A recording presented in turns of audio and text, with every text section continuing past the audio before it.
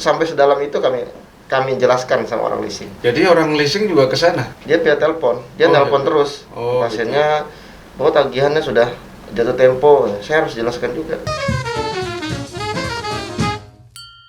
Apa kabar Pak Reki Darmawan? Alhamdulillah sehat masih Pak. Ya, Pak Reki Darmawan ini selaku apa nih di penanganan COVID-19? Saya dari awal diberikan SK yaitu koordinator Wisma Atlet. Jadi saya menangani pasien-pasien yang tanpa keluhan dan tanpa gejala. Yang tanpa keluhan atau tanpa gejala OTG ya? Bagaimana di sana yang terpapar COVID di karantina? Ya. Kegiatan kesehariannya apa sih sebagai nakes di sana yang dilakukan oleh Pak Reki sendiri? Untuk keseharian semua keperluan kebutuhan pasien kami yang melakukan nakes. Jadi mulai bagi makan, bagi obat, pemeriksaan rutin, pagi sore, itu semua kami lakukan. Itu seberapa sering, maksudnya di tenggang waktunya selama ini, pagi, begini, siang, atau sore gimana? Kalau untuk pemeriksaan rutin, kami lakukan 1 hari 2 kali. Itu pagi, bagi makan, beri obat, periksa.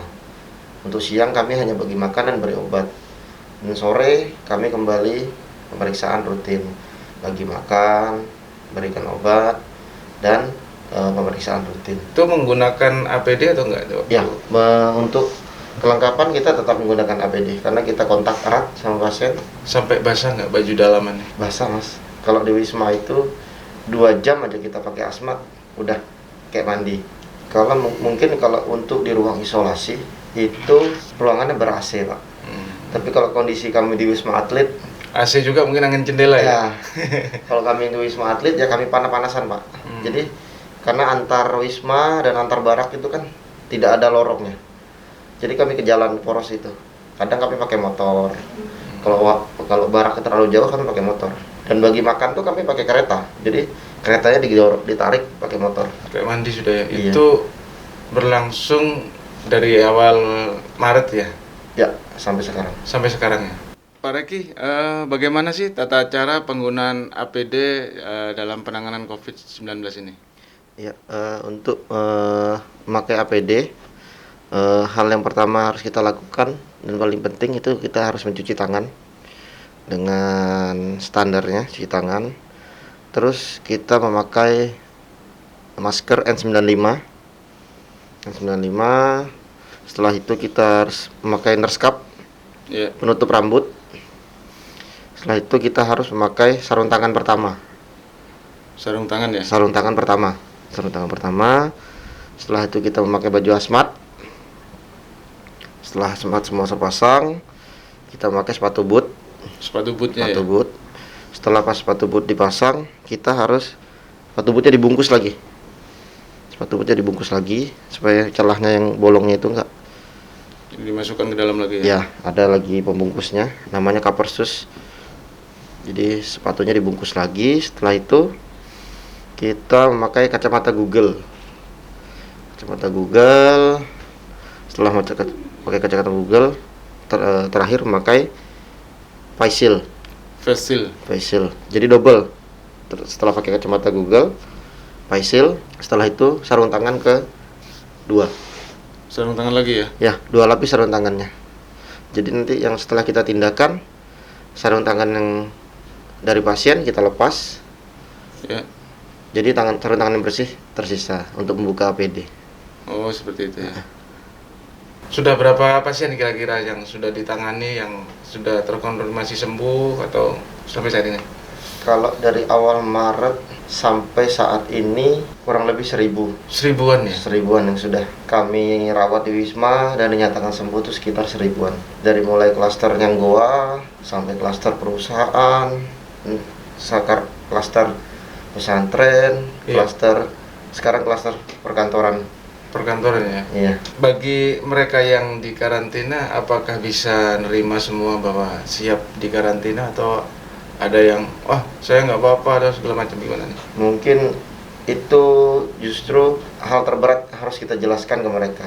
Dari sebagian masyarakat ada yang tidak percaya karena merasa dia tidak ada keluhan. Mereka beberapa orang ada memang tidak percaya dengan hasil pemeriksaan. Tapi kita harus jelaskan, kalau Bapak pulang, ya Bapak akan beresiko menularkan kepada yang lain. Kita nggak tahu ini rumah Bapak ada komorbid atau enggak. Kalau mereka secara cerita, mereka ngomong, saya nggak apa-apa, saya merasa biasa.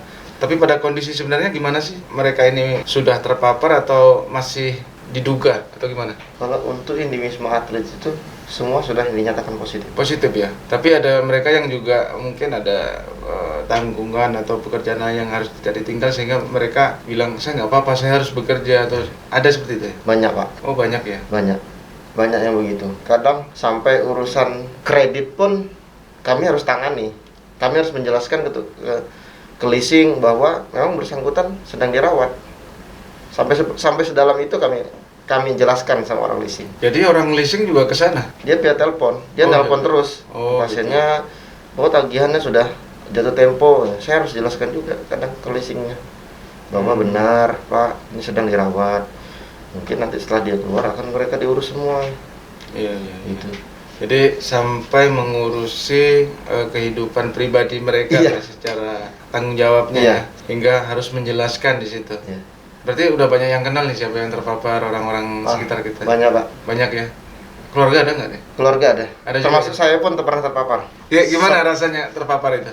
1 bulan yang lalu, di awal bulan September, saya dinyatakan positif. Saya isolasi selama 14 hari. Pas hari ke-14 saya dinyatakan sembuh. Dengan hasil swab saya negatif 2 kali. Itu terkenanya di mana itu? Ada kontak di mana? Kalau untuk terkenanya di mana, saya nggak bisa bicara di mana. Karena memang mulai bulan 7 sampai bulan 9 itu saya terus tracking. Karena saya di sini merangkap sebagai petugas pengambilan sampel swab. Nah, swab test. Jadi saya keliling Pak, ada yang ke Wisma swab testnya, ada yang saya harus pergi ke lokasi. Jadi saya waktu itu saya dari Tabang, mungkin kelelahan, saya tetap paksa kerja. Akhirnya saya mulai bergejala, saya demam, batuk segala macam. Saya lapor ke atasan, saya di swab dan dinyatakan positif. Berarti tenaga kesehatan ini berpotensi juga terpapar COVID karena kontak langsung ya? Iya Pak. Makanya kalau tidak menggunakan APD dengan benar tentunya menjadi sebuah resiko yang besar. Ya, menggunakan APD yang benar aja Pak, resikonya masih ada. Resikonya masih ada ya, apalagi nggak pakai APD ya. Iya.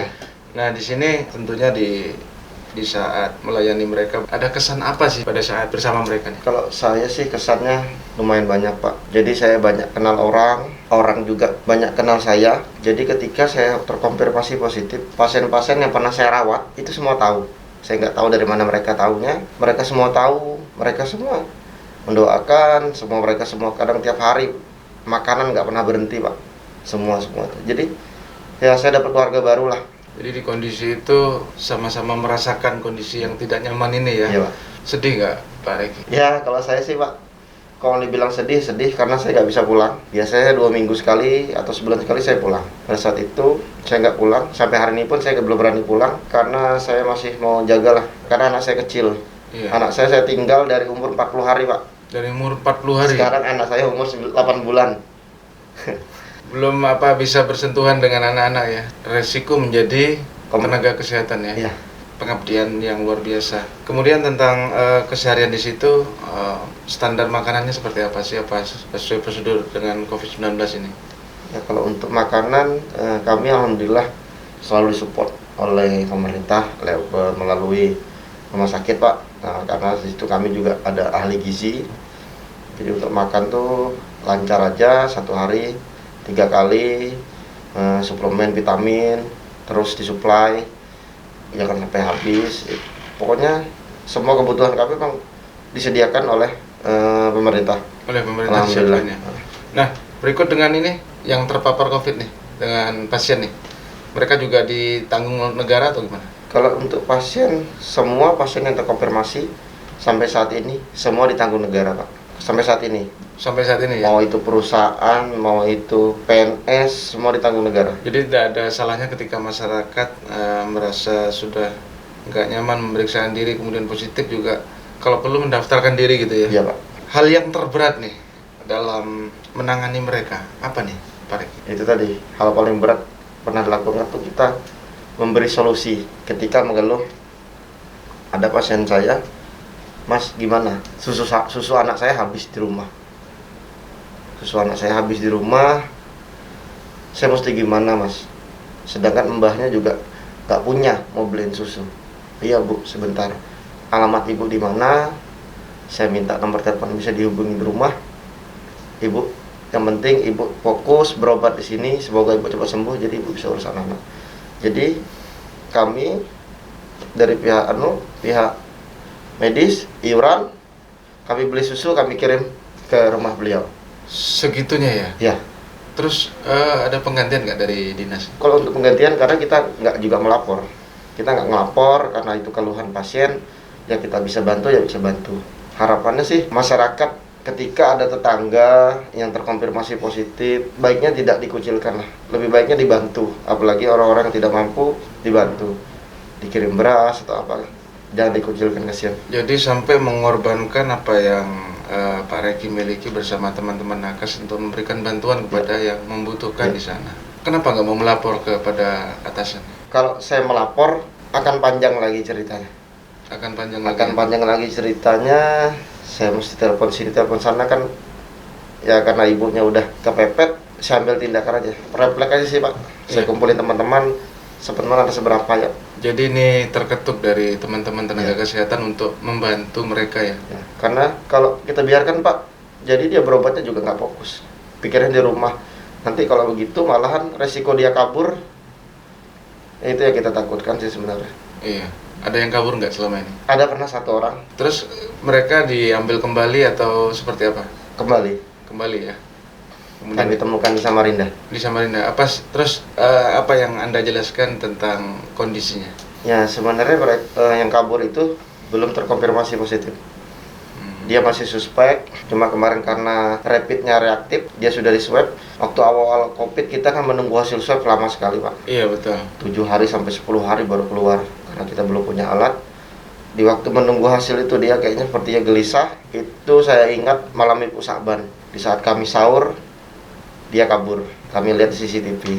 Tapi ketahuan ya ada datanya di situ ya? Ada datanya, nomor HP juga masih aktif, saya telepon. Saya lapor ke polisi dan di-tracking. Iya, akhirnya ditarik kembali ke tempat karantina tadi. Dia sempat ke bandara malahan. Oh mau terbang ke Makassar. Tapi nggak bisa karena dia nggak punya surat rapid dan lain-lain. Oh seperti itu. Terus dalam masa di karantina tadi berapa shift sih sebenarnya yang dilakukan tenaga nakes dalam melayani pasien?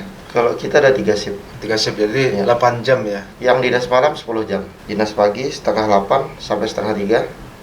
Dinas sore setengah 3 sampai setengah 10. Yang dinas malam setengah 10 sampai jam setengah 8 pagi. Itu wajib dengan APD lengkap ya? Kalau untuk di Wisma tidak.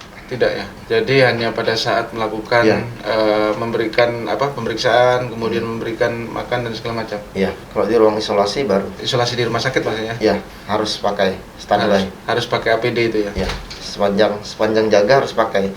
Karena kalau yang di ruang isolasi pasiennya gawat. Kalau kita nggak pakai APD, pasien ngap-ngap, kita baru pakai APD, kita masuk pasien udah lewat. Nah, prosedur APD itu sebenarnya gimana sih digunakan? Itu sekali pakai atau bisa berulang kali atau gimana? Kalau standarnya sekali pakai buang. Sekali pakai buang ya? Karena tergantung bahan sebenarnya. Memang yang terbaru sekarang ada bahan-bahan yang bisa direus. Direus pun maksimal 3 kali pakai buang. 3 kali pakai buang. Karena ditakutkan masih ada virus yang nempel ya. Kesan dan pesan buat masyarakat nih supaya COVID ini cepat berlalu, Pak Reki. Kalau kesan dan pesan sih, jagalah keluarga masing-masing. Tidak perlu keluar rumah jika tidak penting. Ikuti protokol yang sudah ditentukan oleh pemerintah. Intinya tuh kami juga ingin berkumpul sama keluarga. Sama ya.